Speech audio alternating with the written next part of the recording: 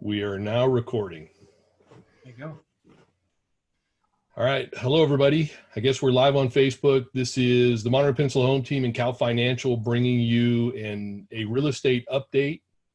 I'll let everybody introduce themselves. I'm Mark Bruno with the Monterey Peninsula Home Team. We're also with Keller Williams Coastal Estates. I'm Jeff Davey with the Monterey Peninsula Home Team, Keller Coastal Estates. Welcome. Good to see everybody. Good to be seen. I'm Rochelle with the Monterey Peninsula Home Team. Glad to have you all with us this evening. And I'm Jeff McMullen with Kal Financial. Welcome. Excellent. So we are all here. So what I'm going to do is we have a little PowerPoint that we want to kind of go through to kind of keep us on track here. And I'm going to share the screen on my computer real fast. Open that up. And we can get started. Awesome. All right, so this real estate report is to kind of give people an update. We're 5 weeks into the COVID shelter-in-place order, and a lot of our clients have been asking us kind of the same questions over and over. So we thought it would be good to go live, create a video of this, and allow people to kind of see, what our thoughts are on the real estate market, and also go over some statistics that I think is really going to show kind of what's going on. And so with that, let's get to it. So what we're going to cover today are kind of the impacts to the real estate market, kind of what we've seen so far. And really, we're kind of going to go back starting in January, impacts to loans and with lenders, what buyers can expect with the shelter-in-place order, what sellers can expect with the shelter-in-place order. And we've had some changes to that order today, so we'll go over those changes which affect real estate. And then the big question everybody asks is, what's the impact to home values and the real estate market in general? Is this a housing crisis? So we'll go kind of into all of that and give you our ideas and show you some of the facts behind that as well. So about the Monterey Peninsula Home Team, we're a hyper local Monterey area real estate team. Jeff Davey is a third generation realtor. I'm a second generation realtor here. Actually, Rochelle is now a fourth generation realtor, which is Jeff's daughter. So there's a ton of experience with the Monterey Peninsula. Jeff and I went to school together at Stevenson here in Pebble Beach. And we learned to drive here. We just have grown up here. We know this area inside and out. We're all full-time realtors. None of us are waiting tables at night and trying to sell a house during the day. This is our full-time job. This is what we do. We eat, sleep, and breathe real estate. So normally when people do that, they are top producers, and our team has been a top producer for years and years and years. And I probably should mention that my mom, Linda Nichols, is kind of the matriarch. She's been a realtor here for 42 or 43 years, a long time, very well known in the industry.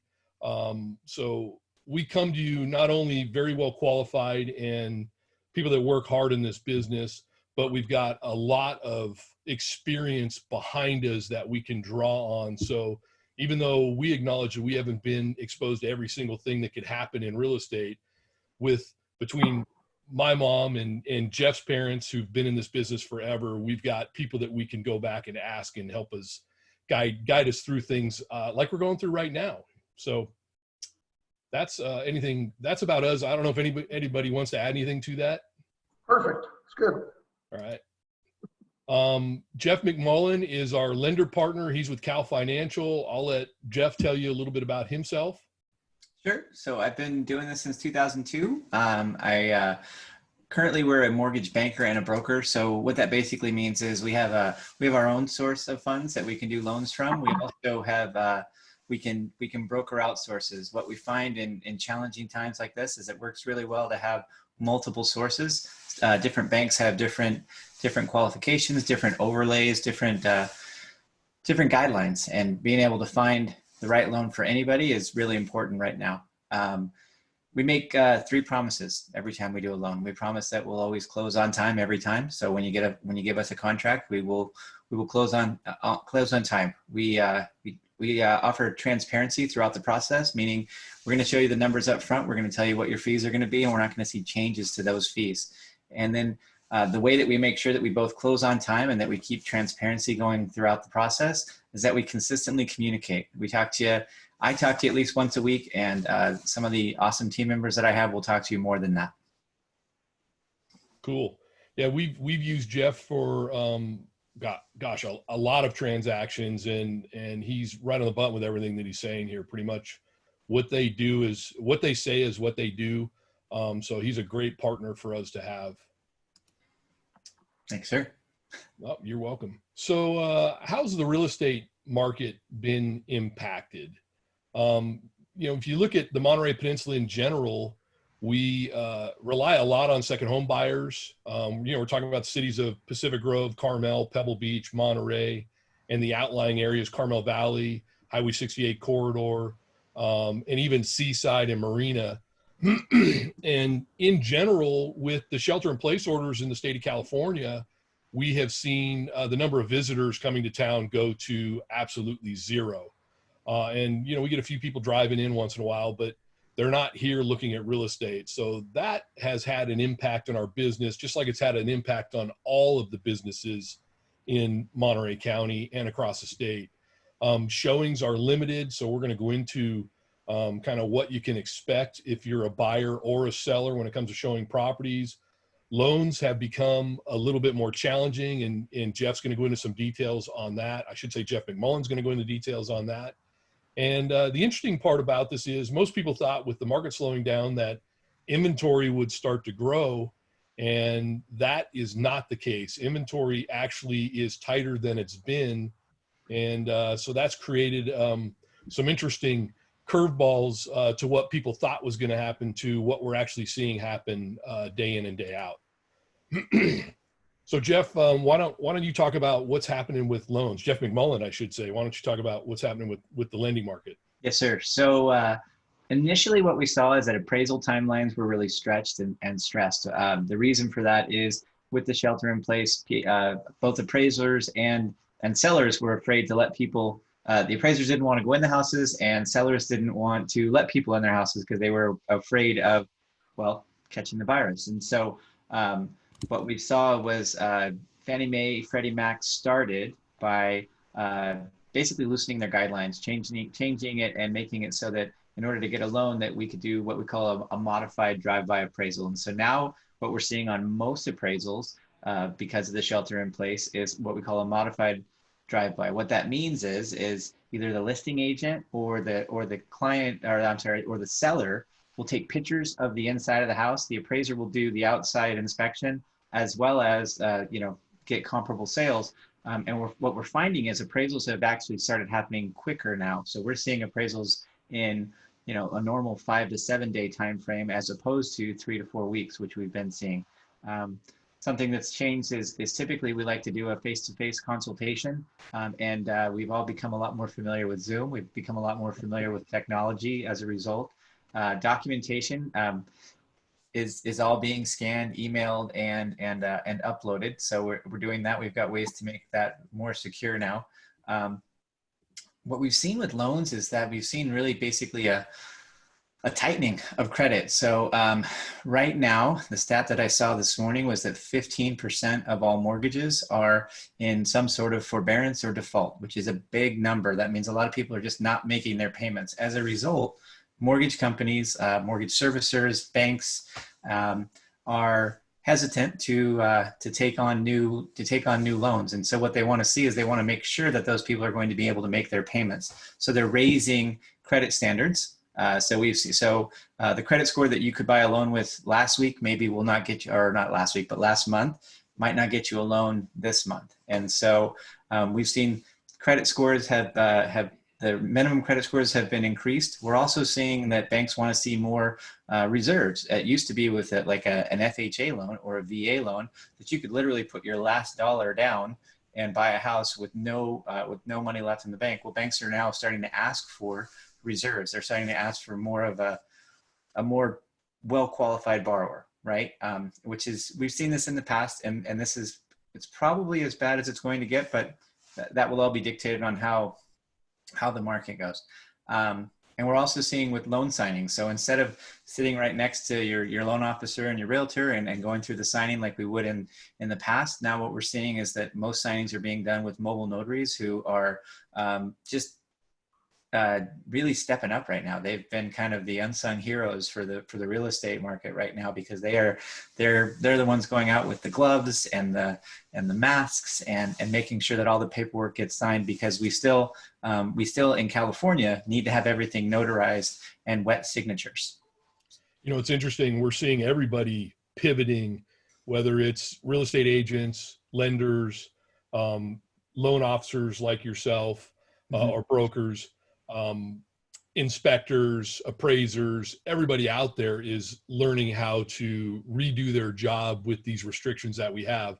If you would have told me 3 months ago I'd be sitting here doing a Zoom meeting live on Facebook to talk about the market, I would think you're crazy, but here we are doing that right now. You know, we're normally in front of a bunch of people talking about what's going on. And so this is actually, you know, kind of new and interesting. And on one hand, it's really cool. On the other hand, it's like, wow, I mean, how fast things have pivoted.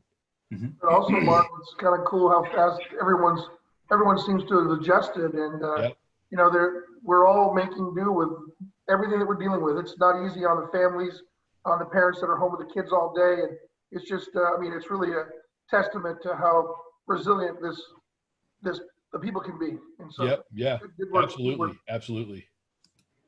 Okay, well, thanks for that, Jeff McMullen, and you know, feel free to pipe in whenever you want here if something pops up. So what buyers can expect with the shelter in place? I don't know, Jeff, you want to handle this, Davey? Sure. I mean, well, and just jump in anyway, you know, Rochelle, Mark. But obviously, the good news, I think, is inventory is still low, and that really keeps it kind of in a seller's market, but it also creates a bit of a problem for buyers. I mean, we've had a problem for the last, 3 years with inventory. At least 3 years, yeah. It's hard for buyers to find property. And of course, when they do find a property, sometimes they're competing. The good news is it hasn't been that bad in the peninsula compared to like the Silicon Valley, but inventory is definitely still low. Showings are limited, and it's because of the SIP. Monterey County's had some of the most restrictive guidelines following the governor's proclamation and following the rest of the state. We were very restrictive. Just today they loosened that up, and it was a very good thing.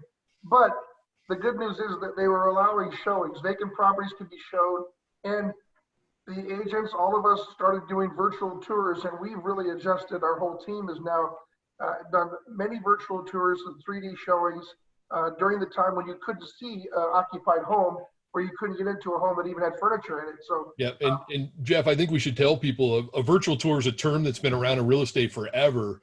These are not a traditional virtual tour with a bunch of pictures of the property.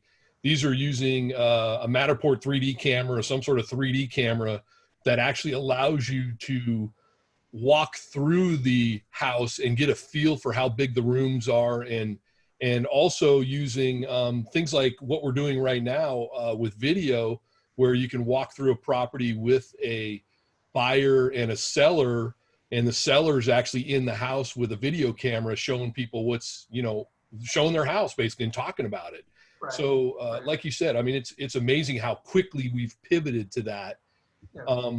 So anyway, I wanted to kind of jump in because I think that's an important distinction. It is an important distinction because in the old days, you could just see a 360, you know, circle. Now you can look up, you can look at the corner, you can see where the grout and the bathtub meet. It really is amazing what these virtual tours show. So you're not wrong. Also, obviously, Jeff covered it, but loans are a little tougher to get nowadays.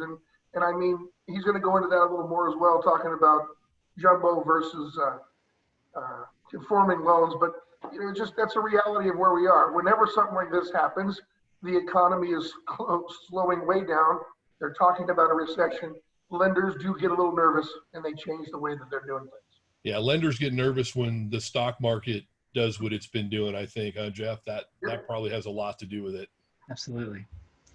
I mean, the stats are sobering, right? We've seen in the last month, there's basically 30 million unemployed, right? And so what we're seeing now towards the end of loans is that we're getting a lot of verifications of employment. Like we need more verification of employment than before. A lot of people think, well, I gave you a pay stub 30 days ago. For a bank right now, they want to know that you haven't been laid off yesterday. They want to know before they send over $400, $500, $600,000, they want to make sure that you still have a job, that you still have money in the account. So as things get nervous, as we see these high unemployment numbers, we're going to continue to see a lot more verification required. It's going to be a lot, I don't know if it's tougher, but it's just a lot more paperwork. It's a lot more documentation than you're used to providing for people who have bought a home or refinanced. It's a lot more documentation throughout the process as opposed to one time in the beginning.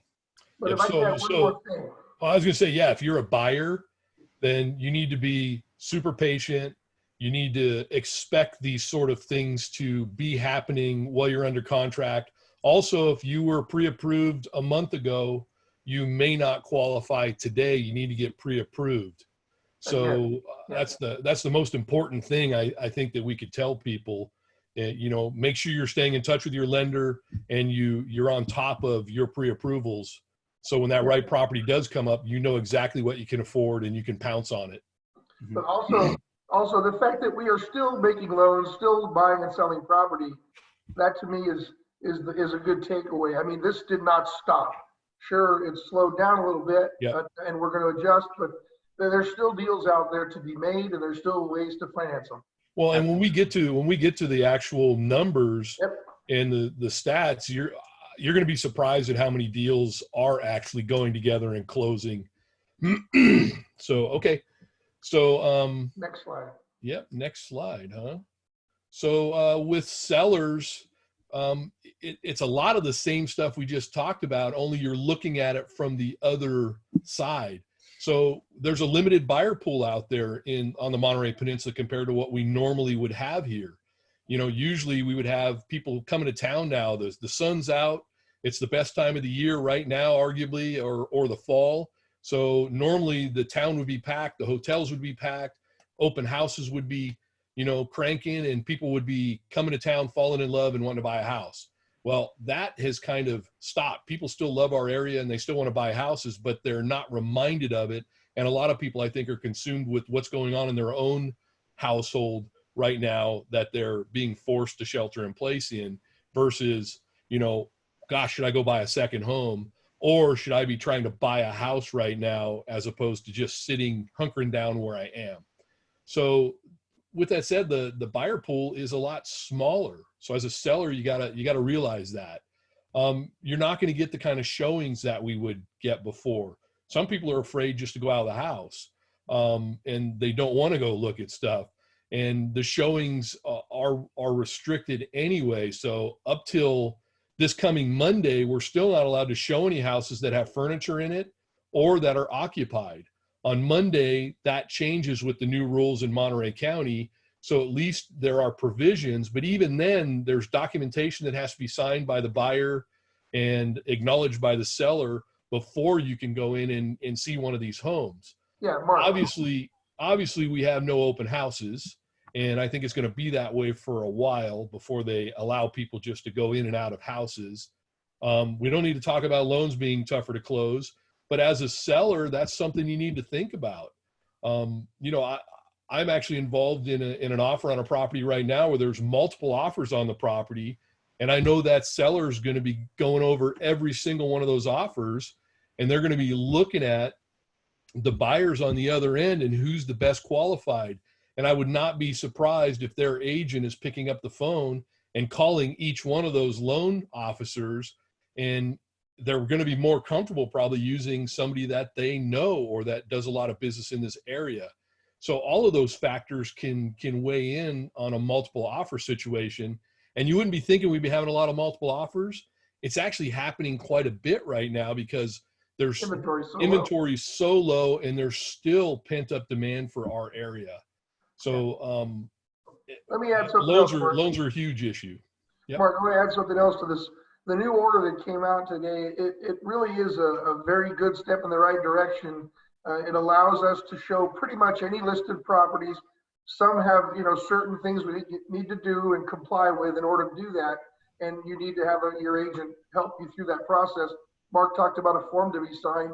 You know, that's kind of a surprise to have to sign something just to go see a house. But the good news is we couldn't get into these homes, and now we can, and we can start that on Monday. And I know that there are some pent-up people that are waiting to go see properties.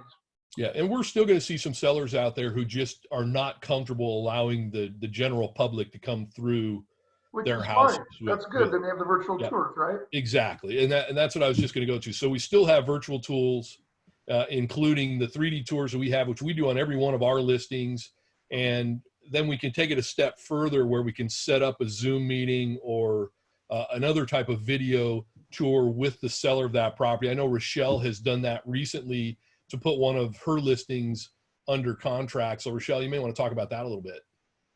Sure. So we actually got one that just closed in San Venancio last week. A lot of that was done with Zoom. The sellers happened to be in Australia. We were able to do a lot of calls, do inspections and stuff still, but keep in contact with the actual sellers while they were not in the country. And we closed that in pretty much the same amount of time that we were. We think we did an extension for about a week. And then last week, we got another one in contract as well. We did a Zoom call on that. We had a couple of them where we had the agents on with their buyers, and I was on there with my sellers, and my seller went and walked around the property, which was great. And then the clients got to ask, you know, any questions, walk back through the property. We did that with about 3 different sets of groups, and we got a full price offer the next day. So, I mean, it's still working. It's great. I mean, technology is amazing on what we can and can't do. And everybody's getting used to it. I mean, it was easy to do with a phone. And that's great because a lot of people, you know, if they can't really work a computer, they are still having access to, you know, using their cell phone and stuff. And you're on your phone right now, right, Rochelle? Exactly. In my car, away from my children. It's amazing. I mean, it's amazing. Crazy. That's a great story. I'm glad. Yeah, so, I mean, again, you know, if somebody was to tell me 3 months ago that we were going to be showing houses virtually through our phones using an app called Zoom that we very rarely used in the past. I mean, I don't know about you guys, but I'm kind of living on Zoom every day trying to get things done. I know, Jeff, you're on it all the time. Oh, yeah. Both Jeffs are on it all the time. So Absolutely. it's pretty amazing what we're able to accomplish. We should have bought stock in Zoom 2 months ago, Mark. Yeah. Yes. Yeah, I bet their stock's probably doing pretty good. We have to check on that. Someone should check on that. Yeah, it's up. It's up for sure. I've seen it. For sure. Yeah, I'm sure. All right, what do you got next? So we want to talk about the market. Yeah. You know, that's the number one question I get asked all the time. And I think there's a lot of people out there that think that, you know, they're going to see the market crash with everything that's going on around. And, you know, recent memory would bring us back to 2008. And, you know, that was the last big recession that we had. But the difference between that and that recession was caused by the housing market. Right. So we've got some slides that we'll show you there that kind of go over what happened then. But I first want to look at what's kind of happening here in Monterey County and on the peninsula specific. So if you look at this slide here, basically the green lines represent the number of active listings. This is for all of Monterey County. And we're starting in January of 2019, and we're going to basically April of 2020 here on the other side. Let me move. I got a box in the way here that's kind of causing some havoc there. So, yeah, so I just moved that out of the way so I can actually see better. Okay, good. No problem. So basically you can see that our inventory is way down compared to where we were last year at this time. And when you look at the overall sales, they're not down nearly as far as our inventory is. As a matter of fact, you could argue that January, February, and March are fairly flat in terms of sales overall in the county. It's not until April that we've really seen the number of sales kind of drop off. And you're going to see this is kind of a theme that we're going to see through a lot of the cities here locally. So this slide is a little different than the last one.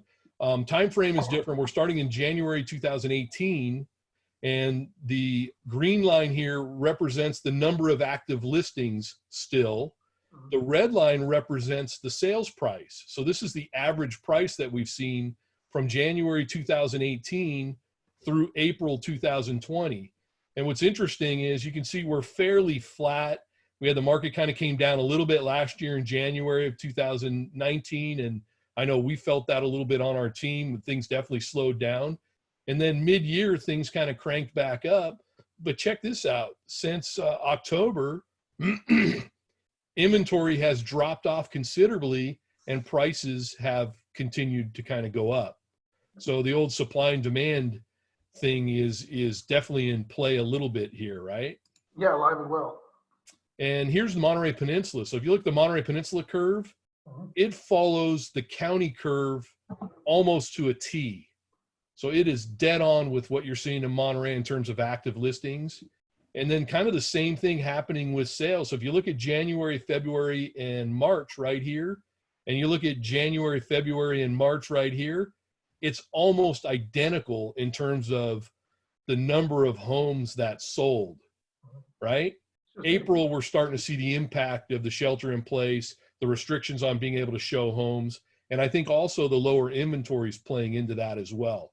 But we're still seeing a significant amount of homes that are selling. That's right. So here's what's happening with prices on the Monterey Peninsula. And this is taking all the Monterey Peninsula cities and combining them together. So you can see same kind of a story here. Here's our pricing. Things kind of dropped off a little bit in January of 2019. Things rebounded mid-year, and then we're seeing a little upward trend as inventory has really kind of fallen. So again, supply and demand. There's still people out there wanting to buy houses, and they're still buying at high price points. You're seeing this is $1.5 million average for the entire Monterey Peninsula. So that's not just Pebble Beach and Carmel. When I'm saying the Monterey Peninsula, I've also got Seaside in those numbers. I've got Marina, I've got Carmel Valley, Monterey. So it's a wide, broad spectrum of properties. And here's Carmel. So the curve's a little different in Carmel. We see a lot more seasonality when we get into the second home markets more. But again, you can look at where inventory was, look at where inventory is. Inventory's way low. And when you look at sales for Carmel, here's January 2019. If you look at January 2020, we're actually started this year better. Yep. But you're seeing the impact here again a little bit in April where sales have fallen off a little bit. Amazing. So, and I think, Jeff, you said this before when we were talking about this, the market is just kind of, it's like somebody hit, not the pause button, but somebody hit the slow button. Slow motion button. Yeah, exactly. And then look at what's happening with prices in Carmel. So inventory's way down, prices are way up. That's amazing. Yep. And it looks like, I think it was Carmel Point that was on fire. That's where a lot of the sales are happening right now, which is, a hot area anyway, but sometimes it moves from the rectangle to the point. And Carmel Valley, whole different market. Still has the seasonality kind of curve to it, like we have in most of the areas on the peninsula or around the peninsula. But here's January, February, March. And when you look here, January, February, March, I mean, it's almost identical if you average the quarter. Yep. So we were off to a good start. And even with the coronavirus hitting in January and February and having some impact, we're really not seeing the impact in the sales until the April numbers. Yep. And even then, we're still seeing, a reasonable amount of activity given how difficult it's been to show properties. Yeah. And then look at the prices in Carmel Valley. So same upward trend. This is obviously one really big ranch that sold. Right. That spiked all of the prices. Right. But in general, you can see that upward trend continued in April, even though sales were down. That's okay. Here's Monterey. So kind of that same seasonal curve that we're used to. January, February, March. January, February, March. A little bit more impact in Monterey, but look how low the inventory is. I know. So we're down at, under 60 units here on average for these 4 months. It's almost half what our peak was in August. So that's having... My first showings are all in Monterey on Monday. I'm showing Are they? a bunch of properties in Monterey. I mean, Yeah. It's just because that's where they want to be. So look at what's happened to the pricing though in Monterey. Not going So down. same exact pattern that we're seeing everywhere else. We had that kind of lull in January 2019, prices came back. We saw a little bit of an impact here in the latter half of 2019, but then with this inventory down this low, you're seeing price points going up to an average price of $1.2 million for Monterey, which is really high for Monterey. Here's Marina, totally different market now. When we look at Marina, a lot of new construction going on in Marina. Yeah. So really the Marina market lives and dies by the inventory that's available with new construction. And you can kind of see that it's all over the board. There's no rhyme or reason to it seasonally. But again, January, February, March, and then here, January, February, but a huge March, and then a really big April, considering what's going on. So there's people out there buying stuff. If the inventory's there and the price points are there for their budget, there's people buying. And you can see there's more inventory right now in Marina. So it's a great time to get out there and maybe look at some of the new construction, because that's what this inventory is going to be. And I know that, who is it just came out with the lower price points out there? Is it Sea Haven that has the, I think it was them under, what is it, under 700,000? Yeah. Or those new units? 700. Yeah, or at 700. That's right. Just under 700, right? I think so. Yeah. So we're probably going to see that in this next slide a little bit. Yeah. So you can kind of see that. So they've got a new push for some lower prices. But in general, this is the kind of trend line that you would think you would get with newer construction, right? Yeah. They kind of control the prices going up a little bit. Now that we're in this little bit of a recession, those guys want to keep the properties that they have going that are being built. They want to keep selling them. So my guess is there's probably some deals out there right now, and you may be seeing that in some of these numbers, especially with inventory creeping up. They don't want to hold that inventory, right, Jeff? Nope. Sell, sell, sell. That's their motto. Here's Pacific Grove. Yeah. So when you look at January, February, March in Pacific Grove, and you look at January, February, March, Pacific Grove was actually ahead of last year, and everything was pretty hot. Inventory levels are kind of where they've been. Usually you see inventory come up in Pacific Grove over the summer months, and you're kind of seeing that happen right now. I can tell you that a week ago, we had no activity on one of our listings at 610 Carmel Avenue. And I just had 2 text messages on people asking how to get in it, and things are coming to life with that property.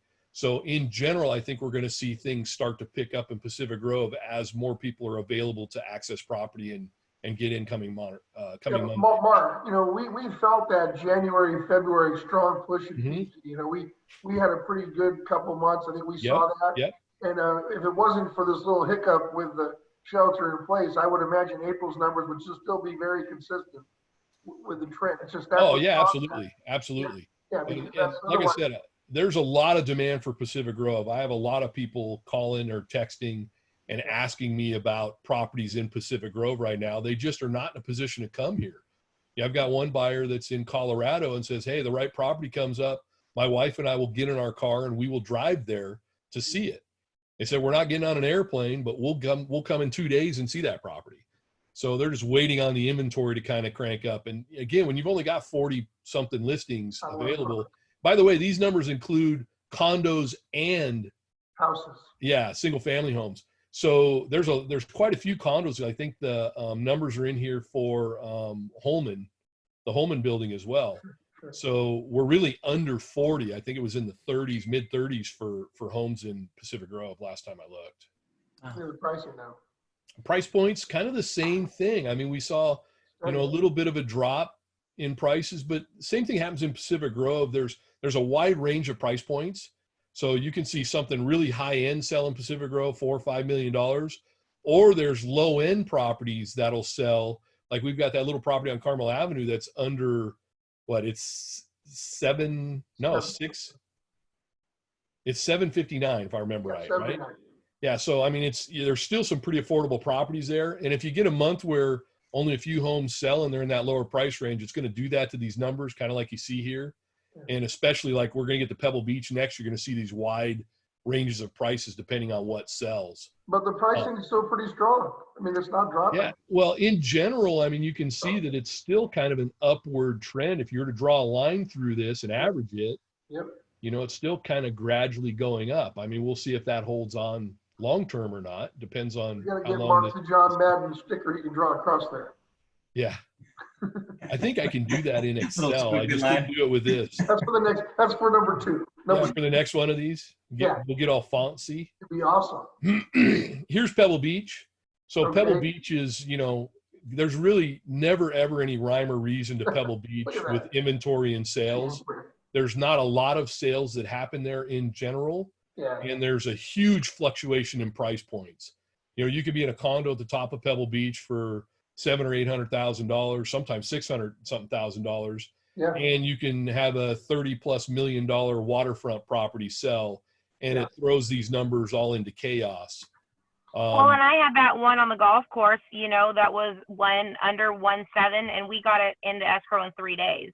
Yep. So, No, it just depends. it When is. they're priced right and in the right place, they will definitely sell. But Pebble Beach in general usually takes a while to get properties to sell. Mm-hmm.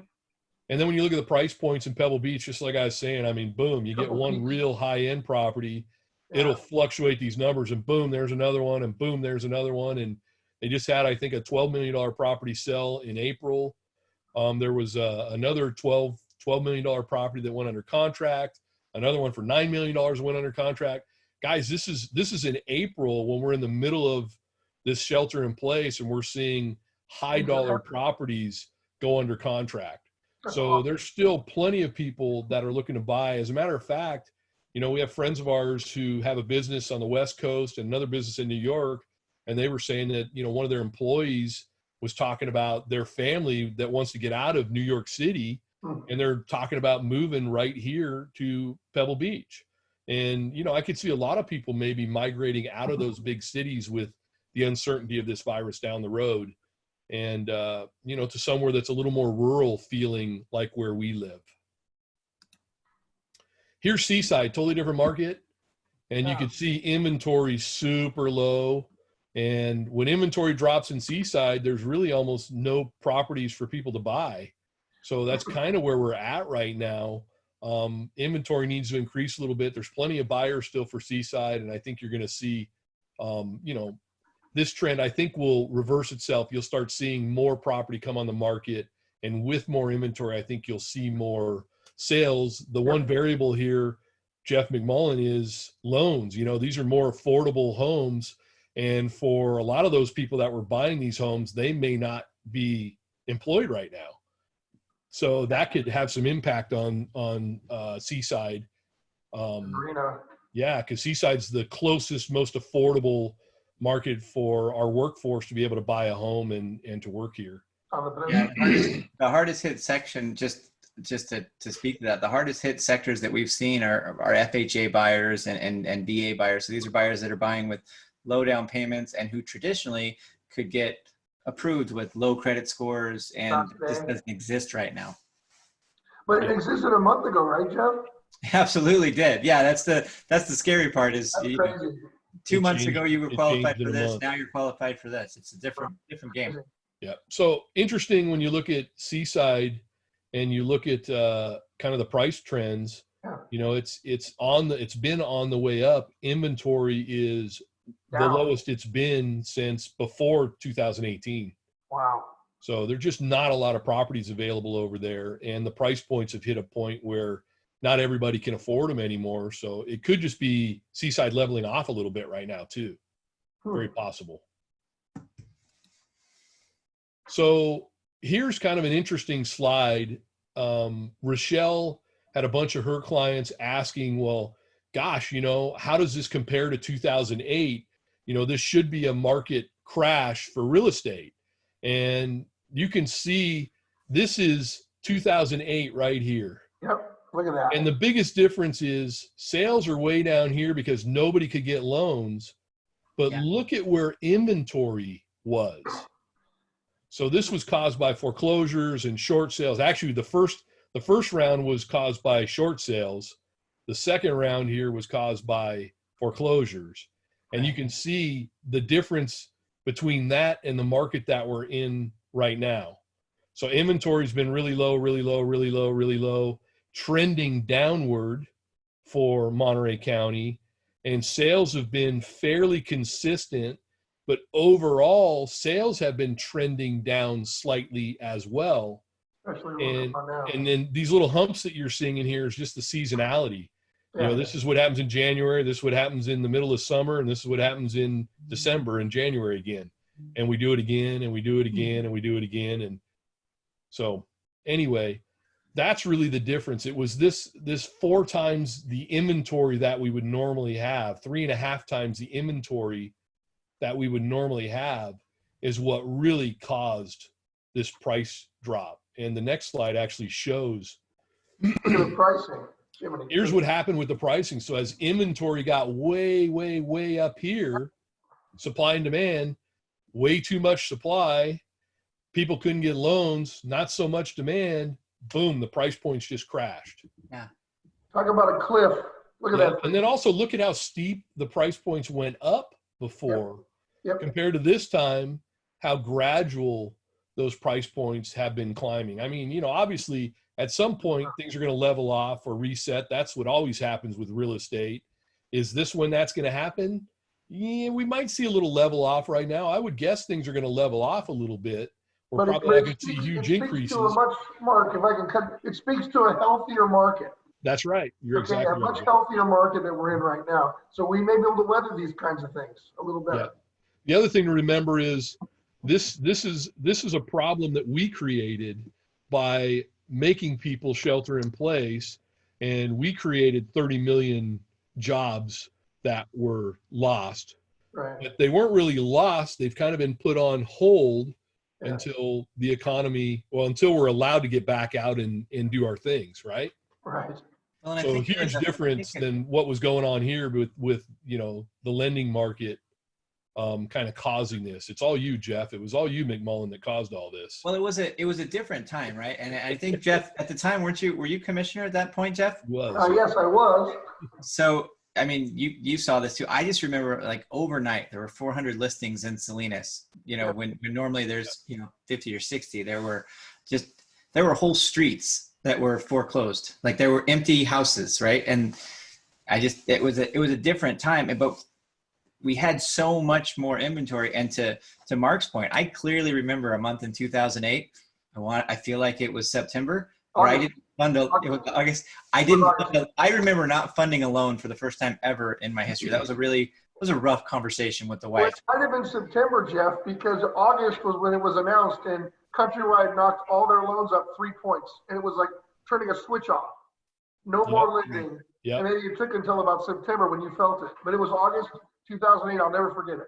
Yeah. I And it was was, in the governor's office quite a bit. but a lot of that was caused by loans that we don't even do anymore. There was a lot of issues that were like you said, Mark, in the beginning. It was caused by bad lending practices, by the housing market. We don't have those issues right now. We can very much still close loans on a daily basis.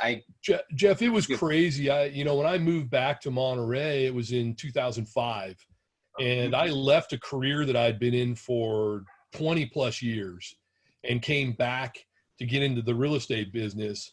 And I was pre-qualified to purchase a house with no job and no income. So that, I think, kind of sums up the market that we were in, the lending market we were in 2005. Pretty much I walked into the guy's office and he said, here's a mirror, breathe in that. And it fogged. He goes, yep, you're approved. No problem. It was crazy, man. I mean, it absolutely, when you look back on it now, go, man, that's nuts how easy it was to get a loan back then. A different world today. Yep. Absolutely.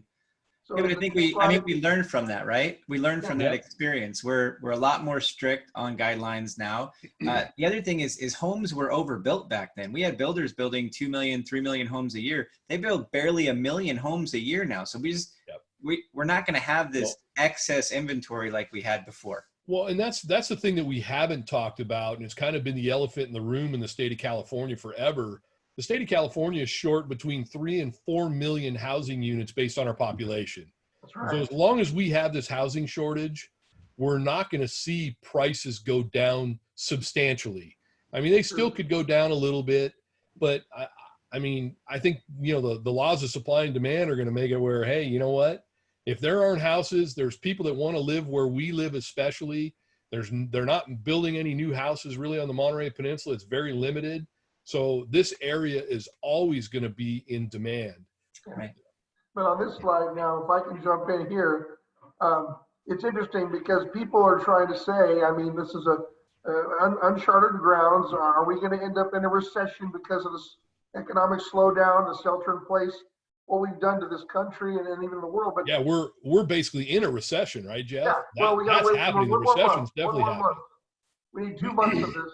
But yeah, so we're going to be in a recession come June. And then that doesn't mean that the housing market is crashing. And if you look at the statistics here, it's very interesting that in the last 4 or 5 downturns or economic issues, the last one in 2008, of course, no question, that was real estate driven. And we saw a huge drop. We saw the cliff on the graph.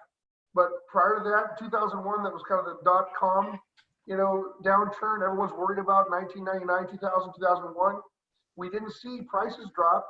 Activity slowed down. Sales slowed down. Prices did not drop. Then you go to 1991, and I literally got into business in '89, and I did exactly what Mark did. I had a year or two of decency, and in '91, I'm like, what am I doing in this business? But the truth is, prices went down less than 2%.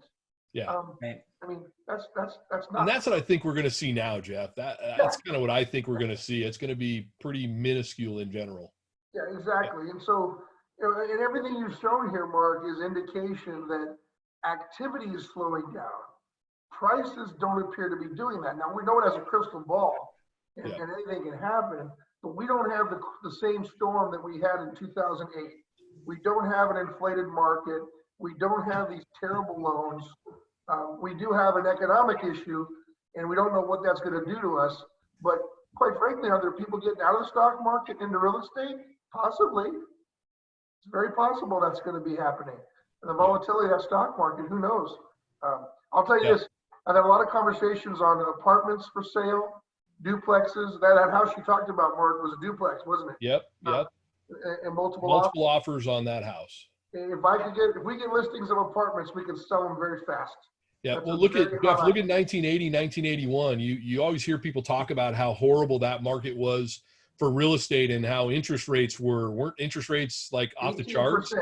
18%. Yet they showed a 6% growth in 1980, and in 1981 they still grew 3.5%. Housing prices did. Yeah. So I mean that's kind of crazy. So I guess the bottom line is when you look at the last 5 recessions that we've had, significant recessions, only one was significant in terms of housing prices going down. 3 of them actually showed prices going up, and you could argue 1991 was almost flat at 1.5% to 2%. Sure. So obviously it went down a little bit statistically, so it shows up. But man, I mean, we can make a difference on negotiating on a house on more than 2% on a deal. I hope so. Well, and Mark, I think there's reasons for that as well, right? You think about what tools the Fed has when we have a recession. So right now we've got this high unemployment. The Fed needs to find a stimulus, right? Like, what is the stimulus? And low rates typically are the reason why most of these times in recessions, housing prices go up, the rates go down, and people can qualify for more loan. Right. I mean, if you're a point lower, you probably qualify for $50,000, $100,000 more than you did at the higher rate, right? So the steps that the Fed is taking on a daily basis are going to keep rates low. They're going to keep lending happening this time, because we learned a lot from 2008. When the lending seized up, it was an issue. And the Fed, the Treasury, everyone is doing all they can in Washington to make sure that we can still give loans and we can still keep them at a very low rate. I haven't locked in a rate over 3.5% in 3 weeks. Like it's been a good rate. It's been a good couple of weeks for rates. Didn't you just do one under 3? Yeah, Jeff didn't. I mean, we have a success story between you and I, right? With my sellers who are buyers, who you said they kind of flipped their lid, right? A VA. I can't remember being on a call with someone happier to get a rate. We told him what his rate was going to be today, and he literally was excited. He was like, "Are you serious? Is that real?" I mean, he's a VA buyer. He's buying in the in the Central Valley area, and he's buying at a rate of like 2.875%. It's below 3. I mean, it's just wild, crazy, historic. Crazy. So I guess the way to sum this whole thing up, the last line on this slide says it the best. all things considered, an economic slowdown does not equal a housing crisis. Right. So guys, this is not going to be a repeat of 2008. There's no way. There's totally different forces at work here than what we had in 2008. Right. So Rochelle, that's something you could probably bring to a lot of your clients that had this question. And I'm looking forward to sending this out to a lot of my clients that have had this question as well. Right. The one thing I want to ask Jeff was just about these rates, though. I mean, you got to be honest. Rates right now are at an all-time low. They are. And I mean, they're actually negative, right? I mean, are we under zero right now on the Fed? The Fed rate is, yeah, it's zero, almost, yeah, absolutely. Zero. Fed rates are low. I heard they talked about going negative. You're talking about it, yeah. I don't know. They are talking about it. The 10-year Treasury, which is what we base most of our 30-year terms on, it's been hovering. It's been as low as, I think I've seen it at 0.5, 0.4, and it's definitely stayed low. Yeah, no, it's definitely historic. It's what we're seeing though is they're definitely their pockets, right? So loans, there are certain loans that have better rates than others. Because of the delinquencies, a lot of the higher end FHA and VA loans are being priced a little bit more conservatively. But the $0 to $500,000 loans are priced extremely well. Yeah, Jeff, let me interrupt you. And just because you're talking about rates, then I'll let Mark finish this part. Yes, sir. There was a question that came up from a chat line. How does the Fed rate really affect interest rates? Because people hear the Fed's lowering the rate 0.5 point and they think, oh, great, our rates are going to drop. And it doesn't work that way. But can you give us the 1-minute story of how it works? Yeah, they have there's not a direct correlation. What the Fed rate is that's the rate that banks borrow money at, right? So your Wells Fargo, your B of A, they can go to what they call a counter. There's no real counter. They can go to the Fed and they can borrow overnight at 0%. They can then turn around and use that capital to give out loans. They're not going to loan to the public at 0%. They're going to put a margin on top of that, and that's how they're going to make money on that. So the bank, when the Fed does that, it's just the idea is to get more capital to the banks so they can give more loans so that we can loan more money out. So it correlates, but it's not direct. Absolutely. Yeah. And if you look at the chart, they're usually pretty close, but there's always a spread between the Fed rate and between actual mortgage rates. And it's usually on a good time, it's 2.5%, 3%. In bad times, like in the recession, that spread got wider because there was more risk involved. Sure. Okay. All right, go ahead, Mark. Gotcha. So I think it's pretty clear impact to home values. In the short term, we're not really seeing huge impacts to home values. There's not a lot of inventory. There's still plenty of demand for properties here. It sounds like the biggest issue that we've had was the ability to show homes and to get buyers into homes, where that issue is starting to free itself.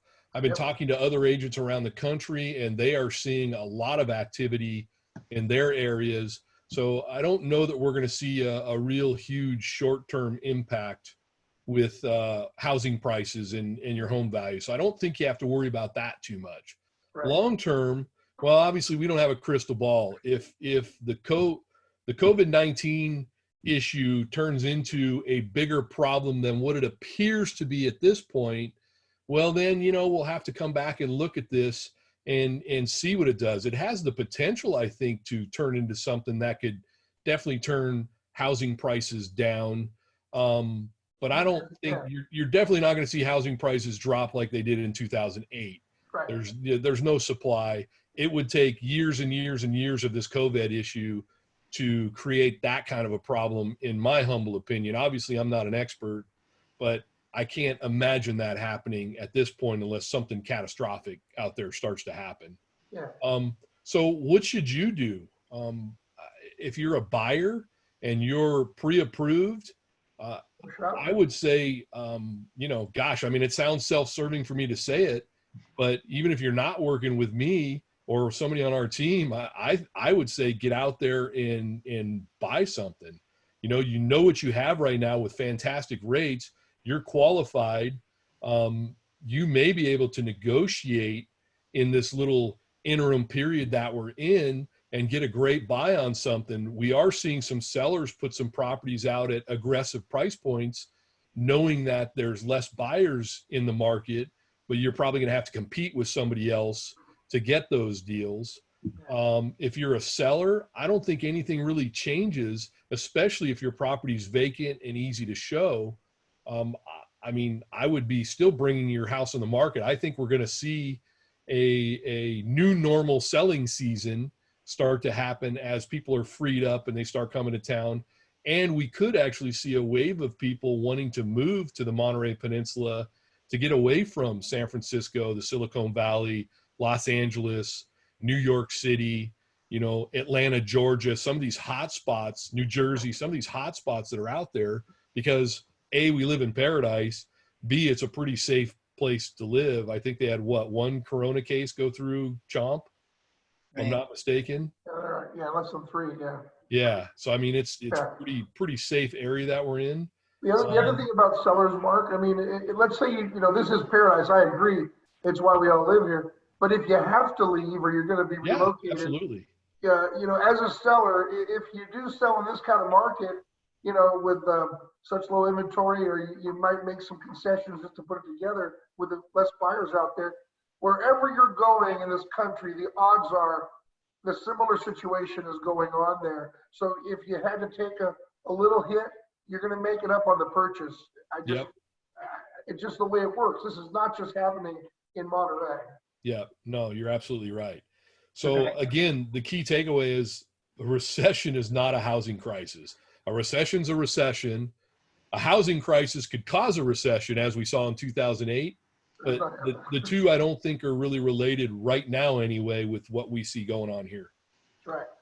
I think just really quickly, guys, with rates this low, there is a window where you can lock in. I would say that 99% of the loans we do now are 30-year fixed rates, right? So if you lock in a low rate now, even if there's some fluctuation, you know for sure your payment is not changing for 30 years. And if you're locking in 2.875, 3.25 for the next 30 years, it doesn't really matter what the values do until you sell your home, right? So it's just, you've got a window here where you can get, well, historically, generationally low rates, lock them in, that you'll never need to refinance again. And I'm saying that as a lender that lives on refinance.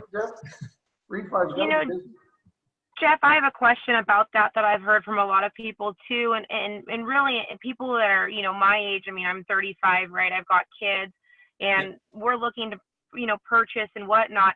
Are there still programs out there for people, or have those really dried up? You know, like the first time home buyer, you know, deals that they were going on. There are some, right? So there are still some available. Nationwide, a lot of down payment assistance programs have gone away. In Monterey County, we don't have a ton. The two biggest that we see a lot are Kal HFA. They've gotten a little tighter. They exist, but they're a little tighter. And then we have, we also have the Golden State Finance Authority. It's called the GSFA. They're around, right? They're not as common. One of the issues is that as things tighten, their guidelines tighten. Guidelines for low down payment assistance programs are typically a little bit tighter than a traditional loan anyway, right? And so if you go from a program that was hard to do before and it gets harder, it just gets a little harder to do. That said, FHA with 3.5% down and VA with 0 down are still absolutely available, and we're closing those. Well, I closed one on Monday, and I closed another one on, well, we signed another one that'll close on next Monday. So they're still closing. Very cool. Hey, Jeff, there's a question that came across. It's for Jeff McMullen. Does unemployment pay affect my qualification even if I have a verbal agreement to return to work when my business opens up again? That's a pretty good question. It does. It does. So if you've been furloughed, if you've been laid off, even if you have a promise to go back, banks are going to want to see that you're back at work, right? Part of the uncertainty of this is that we still have not given a clear time where we're all back to normal, right? And so because of that, banks are worried that, again, the forbearance thing really comes into play, and the promise of getting a payment from the bank, right? They want to make sure that as soon as you get this loan, you're going to start making payments, and ideally, you're going to make those payments for 30 years, right?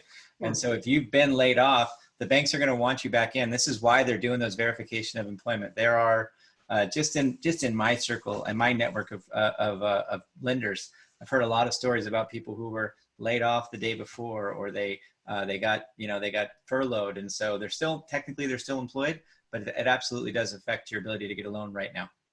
Got ya. So that's an incentive. If you are able to return to work, then it's smart to return to work as fast as you can. I mean, yes, no surprise there, but yep. Yeah, and I think also if you read between the lines there, I think Jeff is saying you probably should not take a forbearance unless you absolutely have to. Yeah. Or you're in a position to pay it off in 90 days at the end of it. Yeah, the guidelines are actually being written for that as we speak, right? The current rule that I've seen most recently is that if you have a loan in forbearance, it needs to be completely caught up before you can get a new loan. So there's a lot there. Yeah, interesting. All right, well, guys, guys and gal, thanks everybody for doing this. I think this was pretty cool. We should probably plan on trying to do something like this at least once a month, maybe every 2 weeks or something like that as things change. But I'm up for doing it all the time. It's kind of fun. That was good how you did it while we were live, so we can't say no. That was good. Yes, sir. Yes, get y'all committing. Yeah, like that. That was good. Get y'all on camera and on video. Been recorded. There's no way around it. Make it sound like it was my idea to do this, McMullen. It was Michelle's. Thank you. Good job. All right, guys. So how do we wrap it up, Marky? It's just close it down? Yeah, we'll just shut her down. And thanks, everybody. I would just like to say that, if you do have extra questions that you do want to ask us, feel free to call us, email us, text us. The other thing is that, we can give you, direct access, obviously, to Jeff, who we love and is very knowledgeable, has been in the business, since 2002. And I was still in high school.